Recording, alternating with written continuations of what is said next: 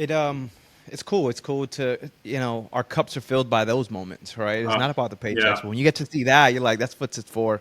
I was actually at working at the I think I told you I run the nonprofit for the high school that I graduated yeah, from, and I just had the principal come to me during beginning of school year, and I guess they were trying to they needed funds to help. I'm not really sure what they call the additional teacher that supports these kids, but he wanted to keep the same exact one with them for the whole school year because they had one in ninth grade, and I guess every year yeah. it changes unless you really keep that same one. Mhm. How important is that to have the repetition, that same person that someone feels very comfortable with? Because it seems like the JoyBridge makes sure of that as well. Yeah, it's interesting you bring that up. It's a big deal. That consistency is a really big deal. It's for a couple of reasons. Is for that child to get comfortable with that person is what really enables them to progress.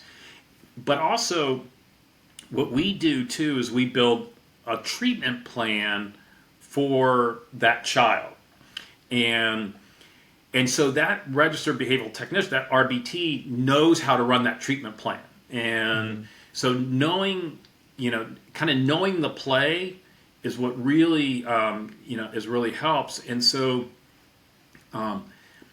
this is a very high burnout field. And so, for us, we do everything to make sure we have a great foundational culture, and we want to retain all of our Yeah. folks who are just so marvelous, and if you can retain them, then that provides that consistency that you're talking about. Yeah, I thought it was when he told me that. I'm like, it makes sense. Why Yeah, would you every year have somebody different? Like, it's almost like the child starting all over again it every is. single year. I Yeah, get it. Yeah, yeah. yeah. So that's cool, man. You build a team, man, of leaders who really carry that same heart. My question to you is, how do you vet? How do you develop and trust them to do this kind of work? Like, this is completely different than hiring someone at a Kirkland or at a Michael's, It right? Like, is. there's lives on the line here. There is. We develop our leaders like crazy. And what I mean by that is, so we've got leaders who are coming in, and I'll refer to the clinical director. So our clinical director is the one who oversees that clinic, right? Okay. And so they've gone to school, and they have studied for thousands of hours on business analysis. I mean, I'm sorry, on you know on therapeutic analysis, and what they have not been taught is kind of the business side of all of this, and Hmm. the HR side of it, because you know they just have not had that experience of, now they're thrust into a leadership role where now they're dealing with all different kinds of situations that they're having to deal with. And so we really invest heavily and train with them. We provide a great clinic support team. We refuse to call ourselves corporate, and we're there for them. We build their trust so that they can come to us with all the questions that they have, all the way down to, we even teach them how to understand what a P&L and read a P&L is, so that they're understanding the performance of the clinic that they're doing, so they can make good business decisions. And they're smart, they're engaging, and they're data driven, and they just want to excel in what they do. And I'm just blown away by these folks, because they have really matured into be really fabulous leaders in their own right. And we just continue to pour into it.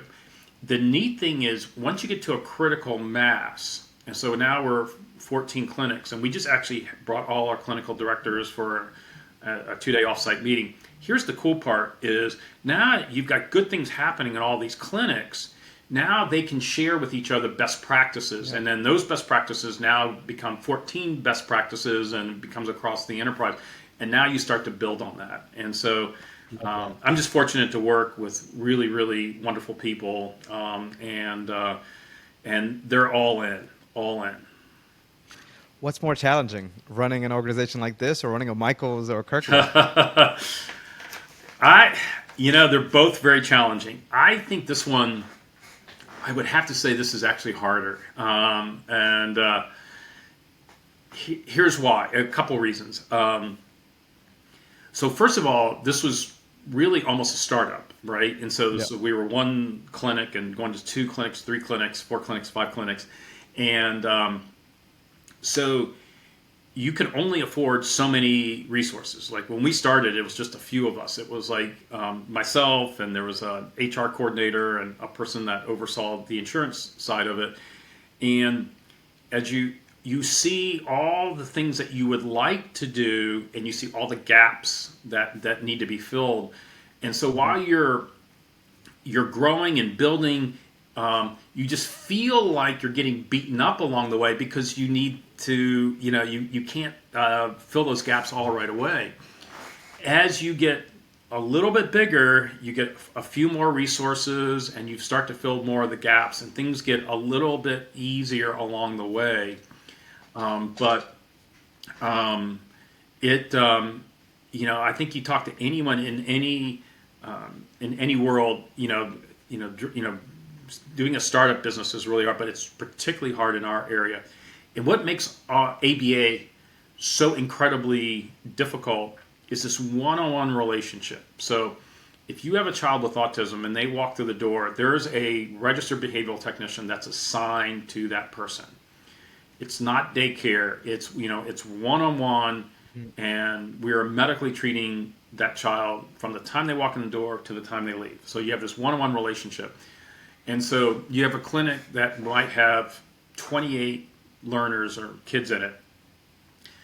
On any given day, you're going to have some kids call out because they're on vacation or they're sick, and then you also have staff that may be taking well-deserved time off.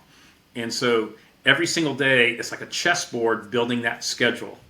Yeah. And this is why a lot of clinics do not do multidisciplinary or don't do it well, is because it's like a 3-dimensional chessboard, because then you've got speech therapy and occupational therapy for these kids as well.